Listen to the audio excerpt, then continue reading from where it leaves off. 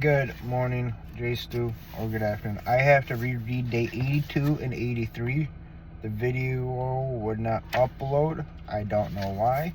So you get to have 4 videos this morning. Well, 3 videos this morning. This is day 82, so I had to go back. Only one. No one can serve 2 masters, for either he will hate the one and love the other, or he will devote one and despite the other. You cannot serve God and money. Making money isn't easy. It often takes money to make money. So you can imagine how tough it would be to increase your wealth when you start out with a single penny. That was the challenge. Challenge Andrew and I took on for one of our videos. Armed with 1 cent each, we competed to see who could accumulate the most money in a 24-hour period. And let me tell you, it was hard. I did chores for my parents, bought lotto tickets, and attempted to sell random stuff to strangers. It didn't turn out the way I had planned. Shocking. I spent the entire 24 hours stressed, rushing around, slowly focused on the pursuit of money.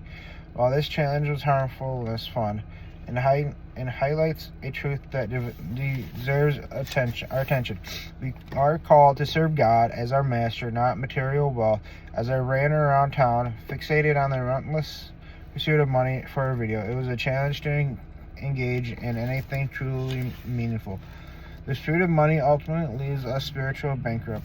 Money can bring temporary happiness, but it's eventually fade away. Sure, it can help you buy a big house, or sweet car, or high-end clothes, but it can draw you closer to God. It can't purchase a rich community of family or friends. And as the old saying goes, you can't take it with you.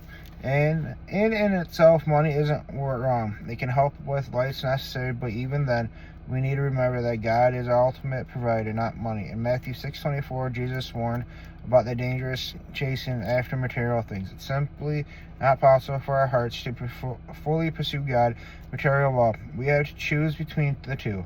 At the end of the very video, my grand total was $145.33. Not bad, considering what I started off. But if you do the math, it's only about $6 an hour. I made more money at my first after-school job in high school. What's your relationship with money and material possessions? How do you view things in light of the relationship with God? If you want to truly be rich, pursue the love of God and others. Prioritize Him, and you'll discover the true treasure that far exceeds $145.33 or any more. That's just day 83. In His hands. Do not be anxious about your life, what you will eat or what you'll drink, nor about your body, what you'll put in it. Is not life more than food, and the body more than clothing? Matthew 6:25. Most of our videos are so much fun to film that I wish they last longer, but more particularly, I couldn't wait till end. That would be our Extreme Survival House video, in which Andrew, Isaac, and I were trapped in a house of horrors. The house featured 100 mystery buttons. Only by pressing the right one could we escape.